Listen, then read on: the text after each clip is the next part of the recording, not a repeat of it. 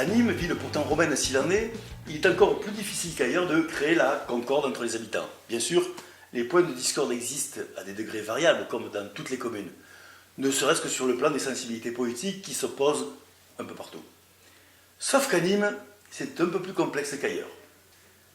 Dans l'esprit de certains Nîmois, par exemple, la ligne de partage se fait encore entre les catholiques et les protestants, ignorant avec soin la présence des autres confessions.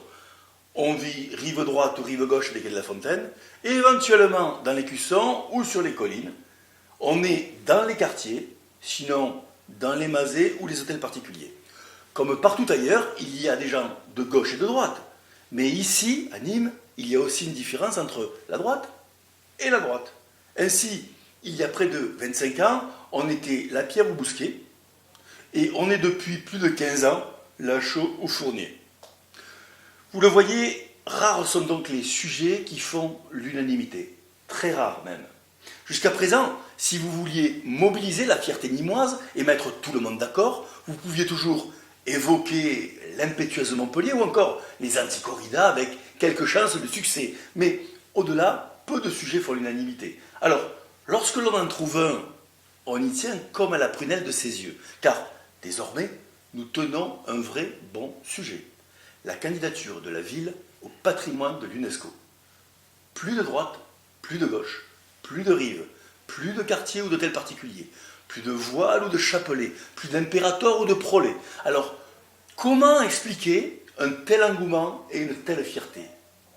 Tout simplement parce que les pierres romaines portent la sueur de nos aînés.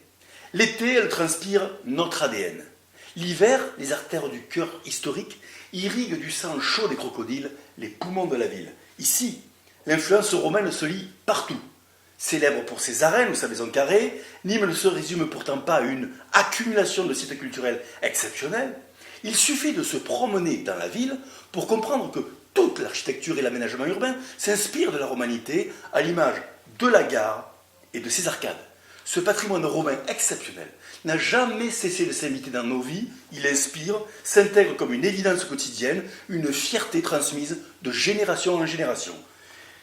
Ces derniers jours, les experts de l'ICOMOS, le Conseil international des monuments et des sites, ont rendu leurs premières conclusions dans la candidature de Nîmes au patrimoine mondial de l'UNESCO. Ils ont demandé à la ville d'étayer plusieurs points du dossier, une étape technique de plus donc sur la très longue route qui mène au label. Laurent Stefanini, l'ambassadeur de France auprès de l'UNESCO, qui a officiellement remis la candidature nîmoise en janvier 2017, celui-là même d'ailleurs qui a coprésidé le salon de la biographie le week-end dernier, reste confiant mais prudent. Fin mai, l'ICOMOS rendra son rapport définitif avant la dernière ligne droite et le verdict rendu par le comité du patrimoine mondial qui se tiendra en juillet à Bahreïn, un mois tout juste après l'ouverture du tout nouveau musée de la Romanité. Pour les Nîmois, mais aussi pour les nombreux touristes qui visitent chaque année la ville et qui seront demain encore beaucoup plus nombreux si la ville décroche de précieux labels, il est totalement aberrant d'imaginer que Nîmes ne soit toujours pas classé au patrimoine mondial de l'UNESCO. Mais c'est pourtant ainsi. Il y a quelques mois, la ville a invité les Nîmois, leurs voisins et amis du monde entier, à soutenir la candidature. À présent, le compteur atteint presque 50 000 signatures. 50 000, c'est beaucoup et c'est peu à la fois. C'est beaucoup car cela représente près d'un Nîmois sur 3, enfants compris, un chiffre considérable à l'échelle de la ville et qui confirme l'immense engouement. Mais 50 000, c'est peu au regard des 250 000 habitants des communes de l'agglomération, des 750 000 du département et des centaines de milliers des communes des départements limitrophes. Alors, si l'on veut gagner, il faut se mobiliser bien davantage. Surtout, ne le faites pas pour moi, faites-le pour vous, pour vos enfants, pour vos parents. Comprenez bien l'enjeu. L'afflux de touristes, c'est de l'ouverture sur le monde et de l'ouverture d'esprit. Le meilleur moyen de lutter contre l'obscurantisme. Mais ce flux supplémentaire, c'est aussi des emplois nouveaux pour tous. Comprenez bien le geste demandé. Il est gratuit. Je ne suis pas le fils spirituel de Pierre Bellemare, en train de vous vendre un aspirateur dans le téléachat. Vous n'aurez pas de remise pour la bonne et simple raison qu'il n'y a pas de prix. Le geste que je vous invite à faire est totalement gratuit et garanti sans astérix sur le côté et surtout sans arnaque. Il ne vous coûtera que les quelques secondes nécessaires pour vous connecter sur le site et valider votre soutien. Ensemble, Nous allons faire exploser ce de compteur. Alors, c'est parti.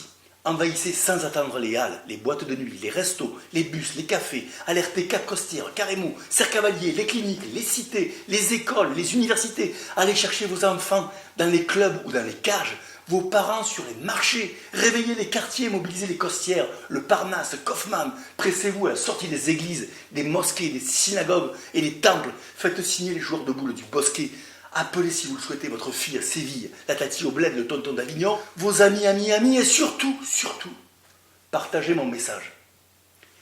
Ce label-là, Montpellier ne pourra jamais l'obtenir. Jamais. Vous imaginez? Je vous laisse réfléchir là-dessus. À la semaine prochaine. Bye bye.